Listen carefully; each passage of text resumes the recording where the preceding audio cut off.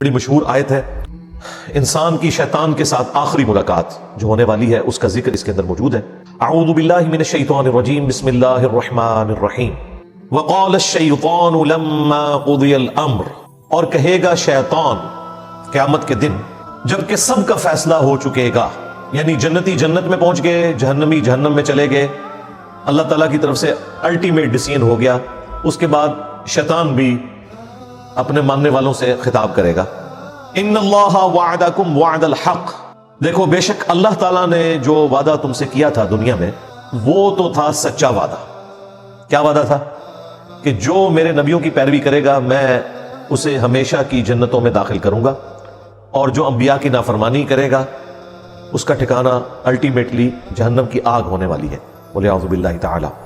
اللہم اجرنا من النار، اللہم انا نسألک جنت الفردوس مع النبیین والصدیقین والشہداء والصالحین، آمین۔ تو شیطان کہے گا دیکھو اب تو حق واضح ہو چکا ہے، بے شک جو اللہ نے تم سے وعدہ کیا تھا نا وہ پورا کر دیا، جو جنتیوں کے حق میں وعدہ کیا تھا اہل ایمان کے حق میں وہ بھی درست ثابت ہو گیا، اور جو جہنمیوں کے لیے اہل کفر کے لیے وعدہ کیا تھا وہ بھی پورا ہو گیا۔ وَوَعَدْتُكُمْ فَأَخْلَفْتُكُمْ، اور جو میں نے تم سے وعدہ کیا تھا تو میں اپنے وعدے کی خلاف ورزی کرتا ہوں۔ یعنی میں نے کیا وعدہ کیا تھا دنیا میں؟ لمبی امیدیں دلائی ہوئی تھی۔ ایک تو ڈائریکٹلی وہ لوگ ہیں جو شیطان کی عبادت کرنے والے لوگ ہیں، ایک وہ جو اہل ایمان میں سے ہوں یا اللہ کے ماننے والے ہیں، ان کو بھی شیطان لمبی امیدیں دلاتا ہے کہ ابھی کافی زندگی پڑی ہے، اللہ کے راستے پہ آ جاؤں گا ایک نہ ایک دن، اور یوں انسان دنیا سے اچانک اچک لیا جاتا ہے، اور اس کی زندگی میں وہ لمحہ نہیں آتا کہ جب وہ واقعتاً اللہ تعالیٰ کا تابع فرمان ہو کر زندگی کو بسر کرے۔ تو یہ شیطان جو ہے وہ جھوٹے وعدے اس کو دلاتا ہے۔ ایک اور وعدہ جو شیطان دلاتا ہے کہ اللہ تعالیٰ بڑا غفور رحیم ہے، معاف کر دے گا، at the end of the day اس نے سب کو چھوڑ دینا ہے۔ دیکھو کوئی ماں اپنے بچے کو جہنم میں نہیں پھینک سکتی، تو یہ کیسے ہو سکتا ہے کہ اللہ تعالیٰ اپنے بندوں کو جہنم میں پھینکے؟ یہ تو اللہ تعالیٰ کی رحمت کے بھی خلاف ہے۔ یہ بھی شیطان نے جھوٹے وعدے دلائے ہوئے۔ یہ جھوٹے اور فراڈ پہ مبنی وعدے اس لیے ہیں کہ اس طرح کی کوئی تعلیم اللہ تعالیٰ کی طرف سے اپنی کتابوں میں یا اپنے پیغمبروں کے ذریعے انسانیت تک نہیں پہنچائے گی۔ قرآن کا مقدمہ تو بالکل ڈیفرنٹ ہے، اور جو لوگ پہلی دفعہ قرآن کو پڑھتے ہیں ترجمے کے ساتھ اپنی نیٹو لینگویج کے اندر، وہ کہتے ہیں یہ تو کتاب بات ہی کچھ اور کر رہی ہے، اس کا کانفیڈنس لیول ہی بہت ہائی ہے، اور بالکل اسٹریٹ فارورڈ کتاب ہے، کوئی لگی لپٹی بات نہیں، ڈائریکٹلی ہے کہ مانو گے بچ جاؤ گے، نہیں مانو گے تو مارے جاؤ گے۔ لیکن شیطان پھر جو غلط امیدیں لوگوں کو دلاتا ہے، اور یہ امید کبھی وہ شخص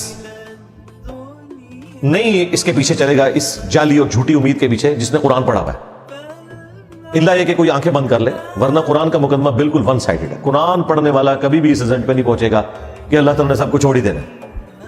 قرآن میں جو اللہ تعالیٰ کا مزاج بیان ہوا ہے وہ تو سختی والا ہے، سیدھی سی بات ہے، وہاں تو آپ کہیں بھی باطل کو داخل نہیں کر سکتے۔ بالکل 2+2=4 والی بات ہوئی ہے کہ مانو گے تو جنت ملے گی، نہیں مانو گے تو جہنم میں جاؤ گے۔ یہ تھوڑی بہت جو گنجائشیں نکلتی ہیں وہ بھی احادیث میں نکلتی ہیں، وہ بھی کسی درجے میں۔ جو پبلک کے اندر دین چل رہا ہے وہ نہ قرآن میں ہے نہ حدیث کے اندر موجود ہے۔ تو یہ شیطان جو لمبی لمبی امیدیں دلاتا تھا، تو شیطان کہے گا کہ میں نے بھی دنیا میں تم سے وعدہ کیا تھا، تو آج میں وہ ٹروتھ ریویل کر رہا ہوں کہ لو جی میں تو مکر گیا جی اپنے وعدے، تو وہ تمام جھوٹی امیدیں جو میں نے تمہیں دلائی ہوئی تھی آج میں اس کے خلاف چلتا ہوں۔ انہی امیدوں میں سے ایک امید یہ بھی ہے کہ جو کچھ بھی ہے تیرے محبوب کی امت سے۔ اب یہ باتیں کیا صحابہ کرام کو، اہل البیت کو نہیں پتہ تھی؟ لیکن ان کی زندگیاں تو خوف خدا سے عبارت ہیں۔ خود اللہ کے محبوب صلی اللہ علیہ وآلہ وسلم نے جس سختی کے ساتھ اپنی امت کو سمجھایا ہے وہ تو بالکل ون سائیڈڈ مقدمہ ہے۔ بخاری مسلم دونوں میں حدیث ہے، اللہ کے محبوب صلی اللہ علیہ وآلہ وسلم نے فرمایا دیکھو اپنے مال کی زکوٰۃ ادا کرنا، اللہ کا حق جو ہے وہ دینا، مال غنیمت میں خرد برد نہ کرنا، بیت المال کے اندر بےایمانی نہ کرنا، ایسا نہ ہو کہ قیامت کے دن تم میں سے کسی شخص کی گردن پہ اونٹ سوار ہو اور وہ چیخ رہا ہو اغثنی یا رسول اللہ، یا رسول اللہ میری مدد فرمائے، میں تمہارے کچھ کام نہیں آؤں گا، میں نے جو کچھ بتانا تھا تمہیں دنیا میں بتا دیا۔ ایسا نہ ہو کہ کسی شخص کی گردن پہ اس کی گائے سوار ہو جس کی اس نے زکوٰۃ ادا نہیں کی، اور وہ چیخ کے کہہ رہا ہو اغثنی یا رسول اللہ، یا رسول اللہ میری مدد کیجئے، میں تمہارے کچھ کام نہیں آؤں گا، میں نے دنیا میں جو تمہیں بتانا تھا بتا دیا۔ پھر نبی اسلام نے مختلف چیزیں گنوائی، کسی کی گردن پہ بکری سوار ہو۔ آپ حیران ہوں گے، جب ہم میٹرک میں پڑھتے تھے تو ہم نے یہ بیج لگایا ہوتا تھا، اغثنی یا رسول اللہ، یا رسول اللہ میری مدد فرمائے۔ اور جس حدیث سے یہ جملہ نکالا ہوا ہے اس حدیث میں تو یہ ہے کہ یا رسول اللہ میری مدد فرمائے، اور رسول اللہ کیا کہیں گے؟ میں نے دنیا میں جو بتانا تھا وہ بتا دیا۔ بالکل الٹ چل رہا ہے معاملہ۔ پھر بخاری مسلم میں وہ مشہور زمانہ حدیث، جب اللہ تعالیٰ نے قرآن میں سورہ شعراء میں فرمایا نا کہ اپنے قریبی رشتہ داروں کو ڈر سناؤ، تو نبی اسلام نے ایک ایک رشتہ دار کو بلایا، اے نبی کے چچا عباس، میرے مال سے جو لینا ہے لے لے، اگر اللہ کے حضور پکڑا گیا تو میں تیرے کچھ کام نہیں آؤں گا۔ اے نبی کی پھوپھی صفیہ، میرے مال سے جو لینا ہے وہ لے لے، اگر اللہ کے حضور تو پکڑی گئی تو وہاں میں تیرے کچھ کام نہیں آؤں گا۔ اے نبی کی بیٹی فاطمہ، میرے مال سے جو لینا ہے وہ لے لے، یعنی دنیا میں اس کا مالک ہوں، لیکن اگر اللہ کے حضور تو پکڑی گئی تو میں تیرے کچھ کام نہیں آؤں گا۔ حالانکہ سیدہ فاطمہ ڈیفینیٹلی جنتی عورتوں کی سردار ہیں۔ بیسیکلی ان کو سینٹرڈ کر کے ہمیں بتایا جا رہا تھا کہ اگر کوئی فراڈیا آپ کو یہ کہے کہ میرے سلسلے میں بیعت ہو جاؤ، میں تمہیں جنت میں اپنے ساتھ لے کے جاؤں گا، تو آپ نے سمجھ لینا ہے کہ ایک کہانی ہے۔ بالکل، اس لیے نبی اسلام نے یہ بتایا۔ پھر صحیح مسلم میں حدیث ہے، جسے اس کے عمل نے پیچھے چھوڑ دیا اس کا نسب اسے آگے نہیں لے کے جا سکتا۔ ہاں، اگر جس کے اعمال درست ہے پھر اسے فائدہ ہو سکتا ہے نسبت کا۔ پھر حسن و حسین ہی جنتی نوجوانوں کے سردار ہے، نبی اسلام کی بیٹی ہی جنتی عورتوں کی سردار ہے، لیکن یہ صرف نسبت کی وجہ سے نہیں ہے، اعمال بھی ایسے۔ دوسری طرف حضرت نوح علیہ السلام کا بیٹا، نسبت کوئی کام نہیں آئی کیونکہ اس کے عمل نے اس کو پیچھے چھوڑ دیا۔ تو شیطان قیامت کے دن اعلان کر دے گا، جو میں نے دنیا میں تم سے وعدہ کیا تھا نا، میں تو آج اعلان برات کر رہا ہوں تم سے، یعنی دیکھیں اینڈ ٹائم پہ آگے وہ دھوکہ دے جائے گا۔ ہمیں تو ویسے دنیا میں ہی پتا ہے، اور یہ اللہ تعالیٰ کی شفقت ہے کہ اس نے اس دنیا میں آخرت کی فلم چلا دی ہے۔ یعنی یہ ہونے کے بعد اگر پتہ چل رہا ہو تو انسان کہے گا کاش مجھے دنیا میں پتہ چل جاتا نا، تو میں اپنا راستہ درست کر لیتا۔ تو سرکار دنیا میں پتہ چل چکا ہے، پیپر آؤٹ ہو چکا ہے، اس کے جوابات بھی بتا دیے گئے ہیں، صرف پیپر نہیں آؤٹ ہوا، جواب بھی بتا دیے گئے۔ اب کوئی شخص خود ہی بدبخت ہے کہ وہ پیغمبروں کا راستہ چھوڑ دے اور شیطان کے راستے کے اوپر چلے۔ ابھی تو جناب ذرا اگلے الفاظ سنیں، وما کان لی علیکم من سلطان، اور مجھ میں تو ایسی کوئی قدرت نہیں تھی تمہارے معاملے میں کہ میں تم پر کوئی زور زبردستی کر سکتا، الا ان دعوتکم، سوائے اس کے کہ میں تمہیں دعوت دیتا تھا۔ لے جی، یہ مقدمہ بھی بالکل کلیئر ہے کہ جو لوگ دنیا میں کہتے ہیں کہ ہم سے شیطان نے یہ کام کروایا اور اس کی پلی لیتے ہیں، کیا خود ہوتا ہے، شیطان نے اس حوالے سے تو کروایا ہوتا ہے کہ وہ دعوت دیتا ہے، اس حوالے سے شیطان نے نہیں کروایا ہوتا کہ وہ زبردستی کرواتا ہے۔ یہ ذہن میں رکھیے گا، وہ صرف دعوت دیتا ہے۔ وہ تو یوسف علیہ السلام نے بھی کہا تھا کہ شیطان نے میرے بھائیوں اور میرے درمیان جدائی کر دی، لیکن یوسف علیہ السلام کے کہنے کا مقصد یہ نہیں تھا کہ میرے بھائی بے قصور ہیں، نہ، انہوں نے معافی مانگی ہے، دعوت دی شیطان نے، ہر شیطان نے تو دعوت دینی ہے۔ تو یہاں پر واضح ہے کہ شیطان قیامت کے دن کہے گا کہ مجھے تم پر کوئی زور نہیں تھا سوائے اس کے کہ میں تمہیں صرف بلاتا تھا برائی کی طرف، اور دنیا میں اچھائی کی طرف بلانے والے لوگ اور وہ سگنلز زیادہ آتے ہیں آپ کی زندگی میں ایز کمپیئر ٹو برائی کے۔ اگر آپ لسٹ ڈاؤن کریں اپنے بچپن سے لے کے جوانی تک، ماں باپ، رشتہ دار، ٹیچرز، دوست، احباب، زیادہ تر لوگ آپ کو اچھائی کی طرف بلا رہے ہوتے ہیں۔ وہ لوگ بھی جو خود برائی پہ چل رہے ہوتے ہیں نا، وہ بھی آپ کو اچھائی کا ہی درس دے رہے ہوتے ہیں۔ تو سگنلز تو وہاں سے بھی آ رہے ہوتے ہیں۔ یہ تو انسان کی اپنی مرضی ہے نا کہ وہ اچھا سگنل لیتا ہے یا برا سگنل لیتا ہے۔ تو شیطان صرف دعوت دیتا تھا دنیا میں، زور کوئی نہیں تھا۔ اس کو میں ایک مثال سے سمجھاتا ہوں اکثر، کہ اگر زمین و آسمان کے سارے شیاطین مل کے سب سے بڑے بے نمازی کو بھی نماز پڑھنے سے روکنا چاہے، اور دوسری طرف گورنمنٹ کی طرف سے اناؤنسمنٹ ہو جو مسجد کی پہلی صف میں جماعت سے نماز ادا کرے گا اسے $1000 دیے جائیں گے، دوسری صف والے کو $500، تیسری صف والے کو $300، تو سارے شیاطین مل کے بھی ایک بے نمازی کی نماز نہیں چھڑوا سکتے۔ پھر وہ شیطان کا زور کہاں چلا گیا؟ اس کو بھی شیطان دعوت دے رہا ہوگا، لیکن جب انسان کو اپنا نفع نقد نظر آ رہا ہے نا، تو شیطان تشائی کوئی نہیں سرکار، جب نفع نقد نظر آ جائے۔ تو اللہ کے جو کمیٹڈ بندے ہیں، اللہ کے اولیاء ہیں، اللہ کے نیک بندے ہیں، اللہ کا خوف رکھنے والے لوگ ہیں، انہیں آخرت بھی نقد نظر آ رہی ہوتی ہے اپنے سامنے۔ اس لیے وہ اس طرح کے گناہوں سے بچ جاتے ہیں، برائی کے اعمال سے بچ جاتے ہیں، اور نیکیوں پہ ان کو استقامت نصیب ہو جاتی ہے۔ اس کا سائملٹینیس کنٹراسٹ، اگر گورنمنٹ یہ اناؤنسمنٹ کرے کہ جس نے فجر کی نماز جماعت سے نہ پڑھی اسے 15 منٹ کے لیے ایک گرم تندور میں الٹا لٹکایا جائے گا دنیا کے اندر ہی، پھر بھی آپ دیکھیں کوئی شخص سستی کا شکار نہیں ہوگا۔ اگر واقعی ایسا ہو جائے، آپ اپنے ملکوں میں دیکھ لیں، یہاں کے بگڑے ہوئے لوگ جب یورپ اور امریکہ میں جاتے ہیں کوئی قانون کی خلاف ورزی نہیں کرتے، انہیں پتا ہے یہاں پہ سگنل توڑنے کے اوپر اتنا بڑا جرمانہ ہے، اور وہاں 15-20 سال گزارنے کے بعد پاکستان میں جیسے ہی لینڈ کرتے ہیں تو فوراً یہاں پہ قانون توڑنا شروع کر دیتے ہیں۔ دنیا میں بھی ہم نے دیکھ لیا کہ جب چیک ہوتا ہے نا آپ کے اوپر، فزیکل چیک، پھر یہ انٹلیکچوئل جو چیک ہے یہ خود بخود ختم ہو جاتا ہے۔ جو مرضی آپ کو برائی کی طرف ابھارے، آپ وہ برائی نہیں کریں۔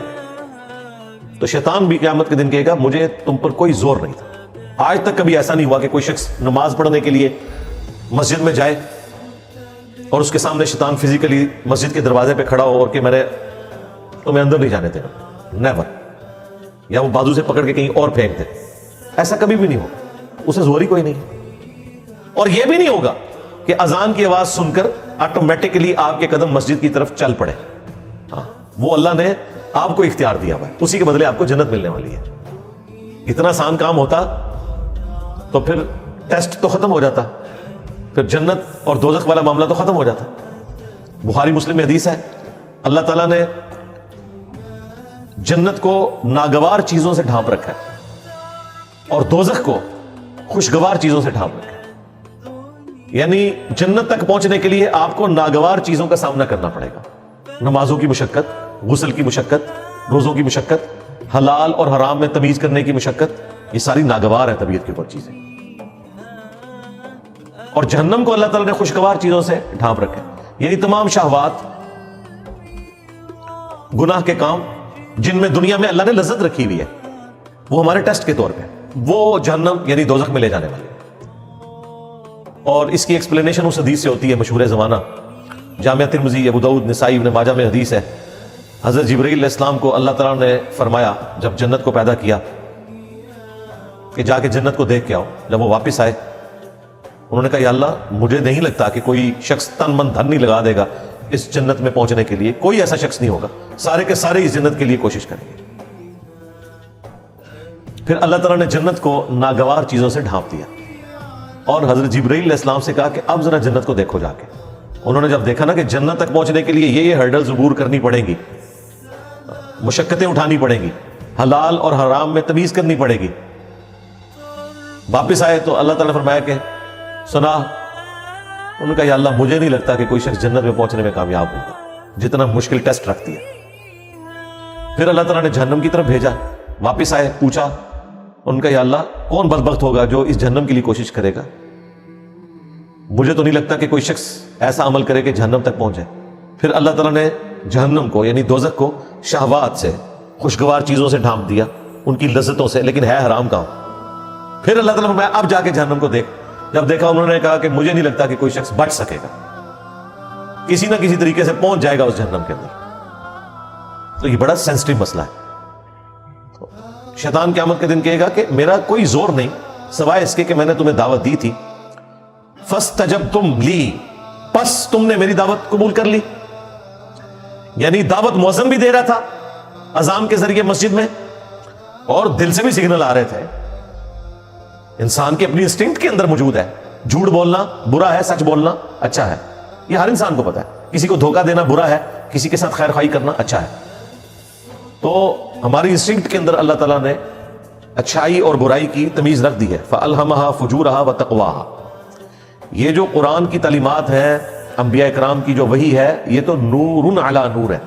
آلریڈی ہماری انسٹنکٹ کے اندر نور موجود ہے اچھائی اور برائی میں تمیز کرنے کا، انبیاء کی دعوت کے بغیر بھی موجود ہے۔ لیکن یہ انبیاء کی دعوت کے ذریعے اللہ تعالیٰ نے حجت تمام کی ہے کہ کوئی شخص قیامت کے دن، سورہ النساء میں آتا ہے نا کہ ہم نے رسولوں کو، انبیاء کو اس لیے بھیجا کہ اللہ کے خلاف کوئی حجت نہ قائم کر سکے۔ رسولوں کے آنے کے بعد کوئی بالکل ہی گیا گزرا آدمی تھا، ہٹ دھرمی پہ اڑا ہوا تھا، اس کے لیے بھی حجت تمام ہو جائے کہ مجھے بتا دیا گیا تھا دنیا میں، تو میں نے تو صرف تمہیں دعوت دی تھی اور تم نے وہ میری دعوت قبول کر لی۔ فلا تلومونی، تو آج کے دن مجھے ملامت مت کرو، مجھے برا نہ کہو. شیطان کہہ رہا ہے میرے خلاف بھی کلپ نہیں ریکارڈ کرانا.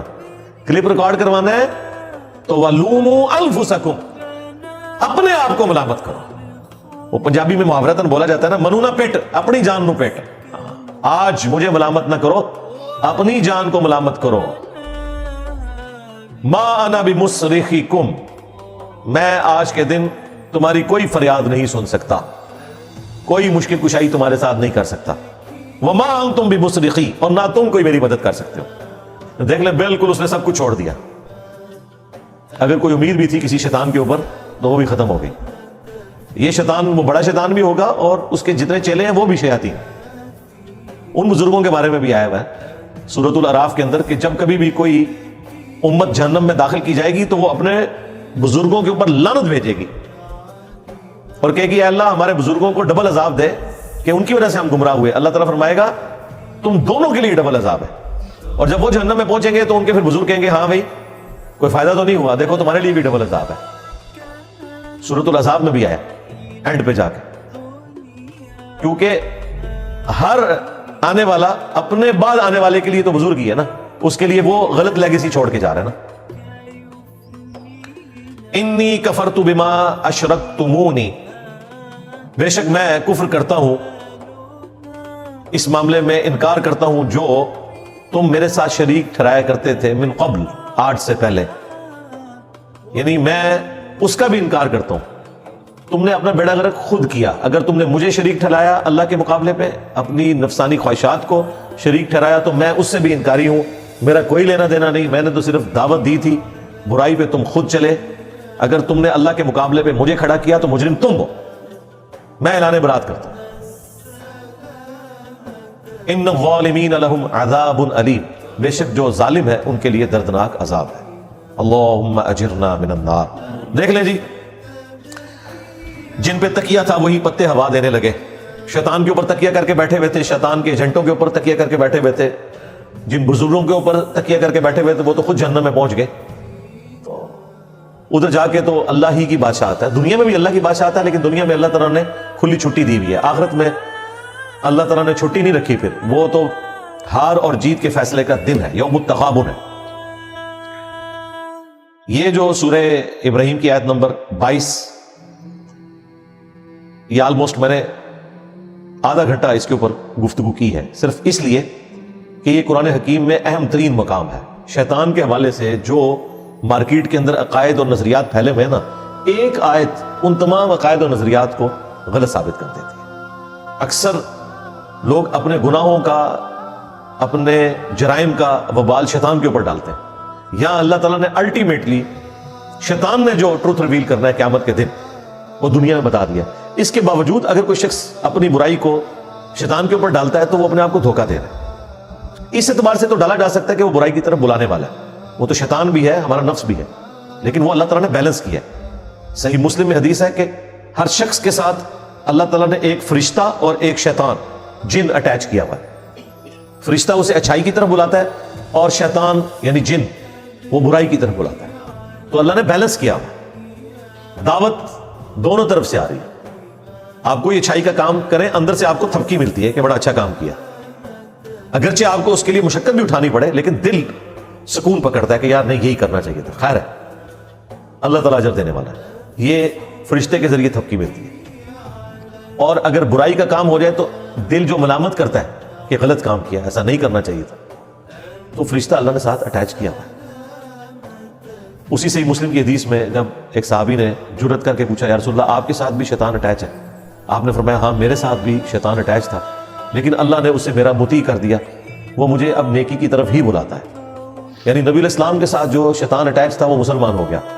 اور یہ اللہ تعالیٰ کا ایک خاص کرم، چونکہ انبیاء اکرام اللہ تعالیٰ کے مخلص بندے ہیں، چنے ہوئے بندے، ان کو اللہ تعالیٰ بچا لیتا ہے. ایک لفظ ہے مخلص. مخلص کہتے ہیں اخلاص، کمٹمنٹ شو کرنے والا. مخلص جسے اللہ اپنے لیے خالص کر دے، وہ صرف انبیاء کرام ہوتے ہیں علیہ السلام. لہذا قصہ آدم اور ابلیس میں جہاں کہیں شیطان کا یہ جملہ آتا ہے نا کہ میں تیرے بندوں کو گمراہ کر دوں گا سوائے ان کے کہ جو تیرے مخلص بندے ہوں گے. وہاں مخلص بندوں سے مراد صرف انبیاء. انبیاء کے بعد کوئی بھی مخلص نہیں ہے, سب کے سب مخلص ہیں. انہوں نے اپنی محنت سے ہی بچنا ہے. لیکن انبیاء کے کیس میں اللہ تعالیٰ کی رحمت, اس کی اسپیشل پروٹیکشن, وہ انہیں برائی سے بچا لیتی ہے.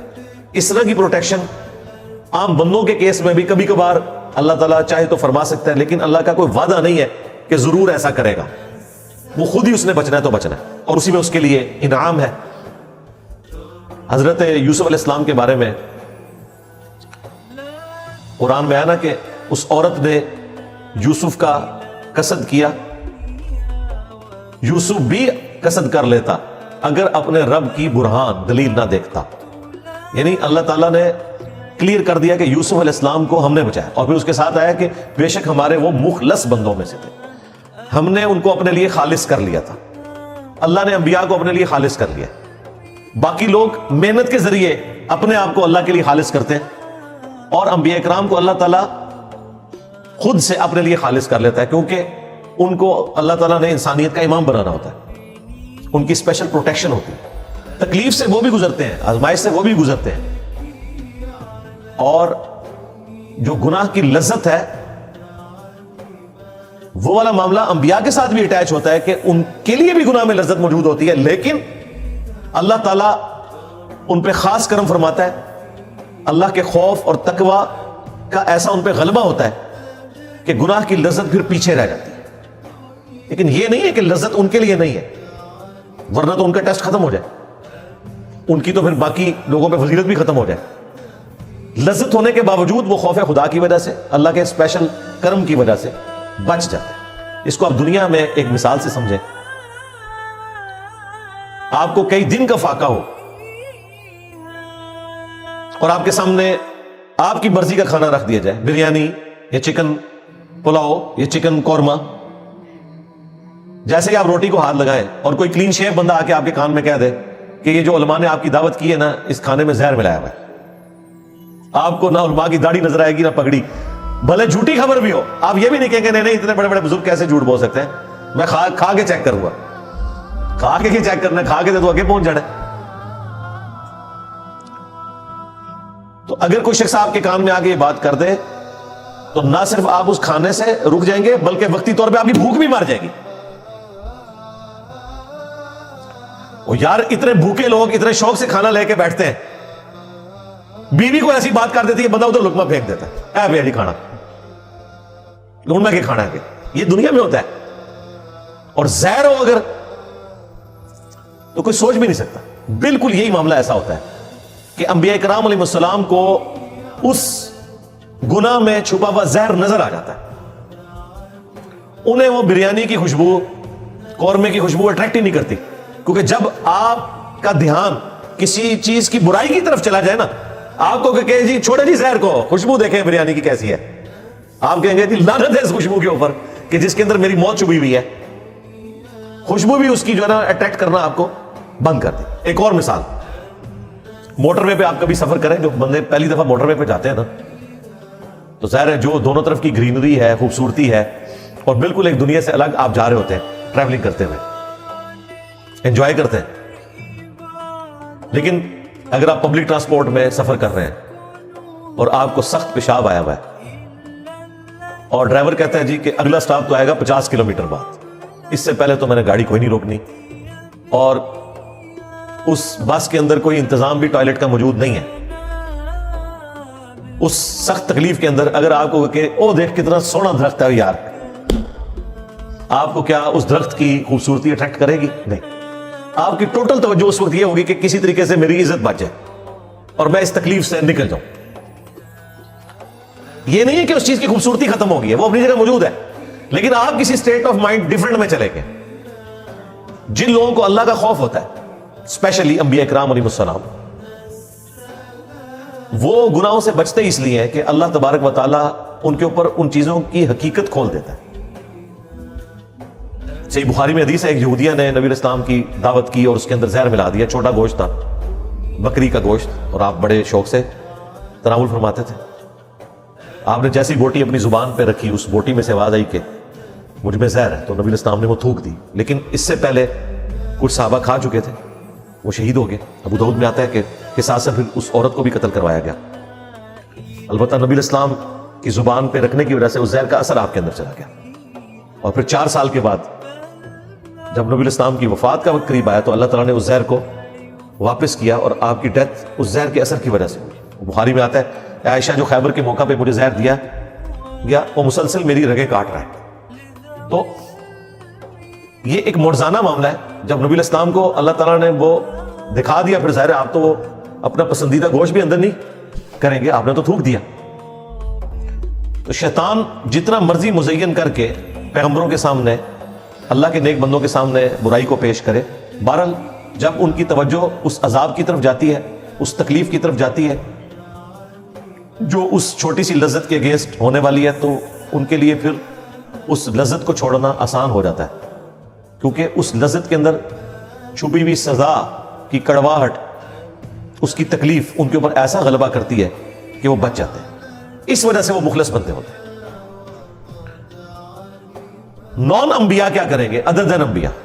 وہ پھر دین کا علم اتنا حاصل کریں اور کنٹینیوسلی اللہ تعالیٰ کے ساتھ کمیٹڈ رہے، تو وہ بھی کسی نہ کسی درجے میں اس مقام کو حاصل کر سکتے ہیں۔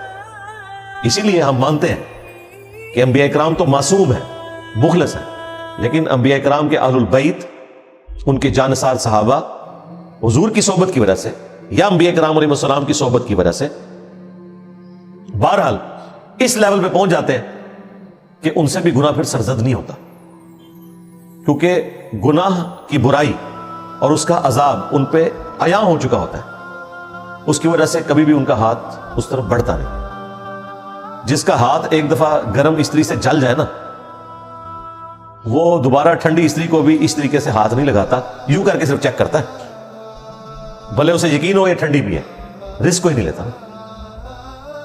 تو جن کے اوپر آخرت کی حقیقت کھل چکی ہوتی ہے، اللہ تعالیٰ کے عذاب کی حقیقت کھل چکی ہوتی ہے، وہ بچ جاتے ہیں پھر اس طرح کی چیزوں سے۔